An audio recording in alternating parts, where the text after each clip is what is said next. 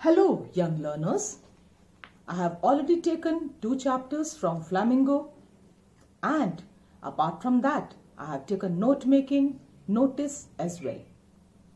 Today, just for a change, let's move on towards poetry section, and I'm going to take a beautiful poem, My Mother at 66 by Kamla Das.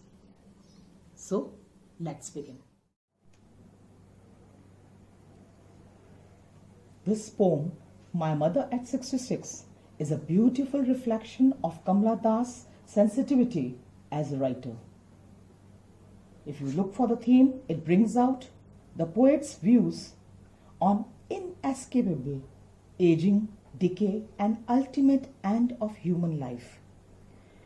We can explore a wide range of relationships from a woman's point of view, a daughter, a wife, mother, employee, etc. So let's begin the poem My Mother at 66 by Kamla Das. Kamla Das, a popular writer, even her mother was a writer, and that is why the sensitivity between the mother and daughter is depicted beautifully here with much emotions as if the thought process is on.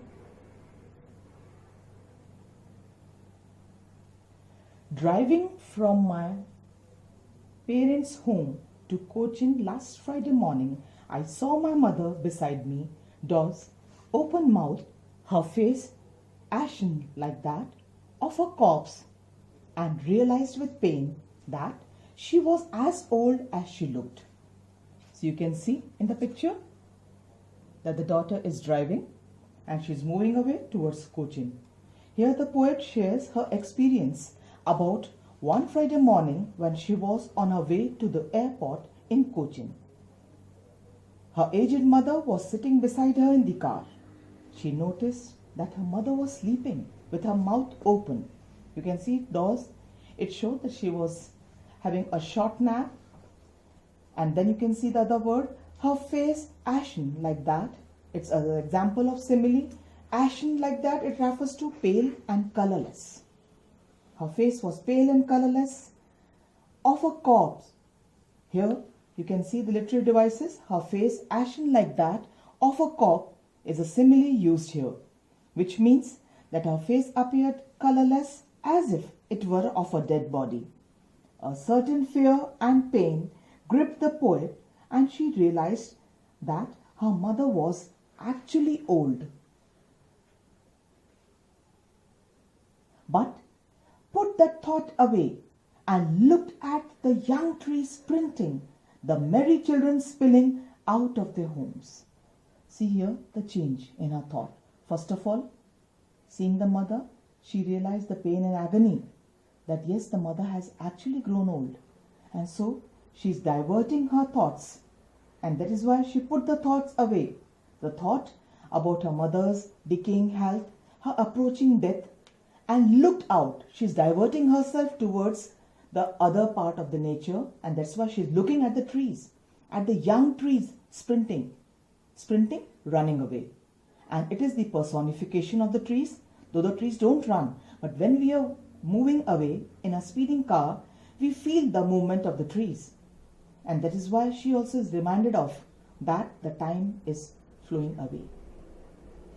The merry children spilling. Merry children, happy children. It's the evening time. Perhaps as she's moving, she can see the children are happy. They are rushing out of the homes. And here the young trees, the merry children, they both represent the spring of their life. They represent the happiness, the positivity, vigor, and the growth and progress of life, which unfortunately brings out a strong contrast with her mother, who has lost all these things. And it also reminds her that the phase which she is facing is soon going to approach the death. But after the airport security check, standing a few yards away, I looked at her worn, pale as a late winter's moon. The poet continuously narrates the same events and discloses the scene after she had gone through the security check at the airport. She looked back at her mother, who stood at some distance away. She looked as dull and lifeless as the late winter's moon.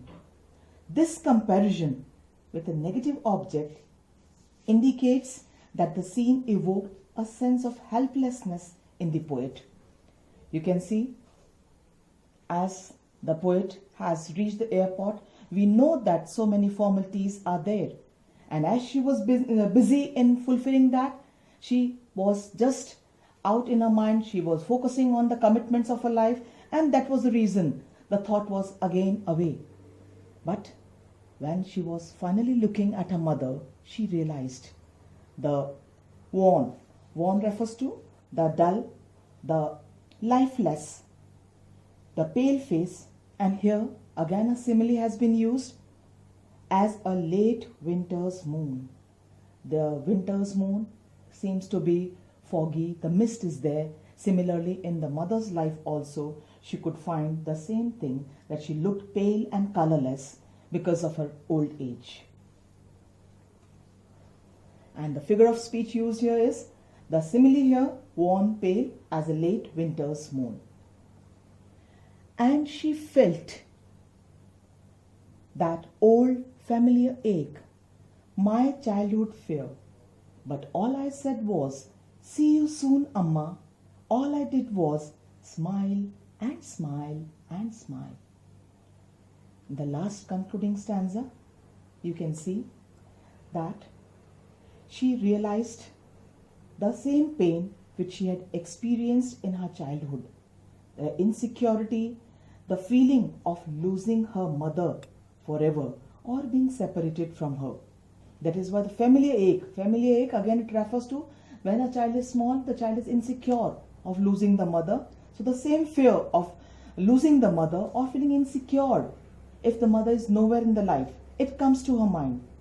But she puts up a brave face and she says that see you soon, Amma, which means she's bidding a cheerful send-off. She's bidding a courteous farewell, assuring the mother that she would see her soon. She continued to smile to cover up her fears and pain, as if the only thing she would give to the mother at that moment.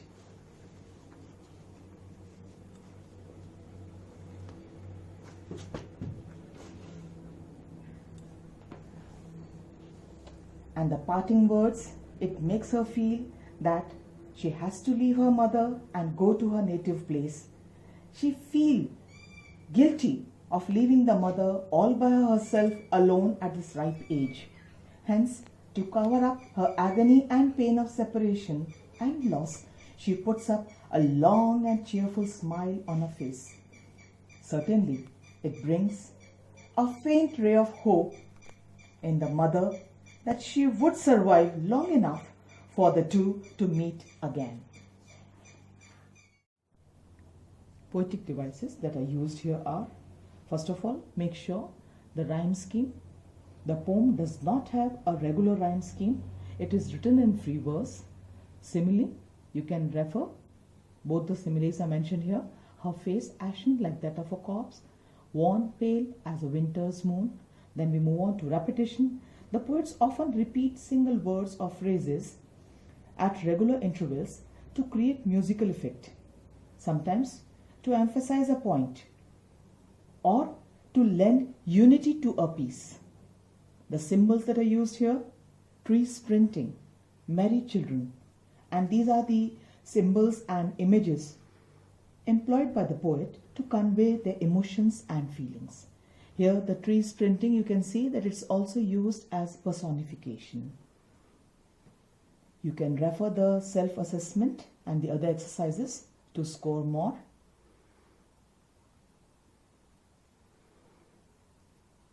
For practice assignments,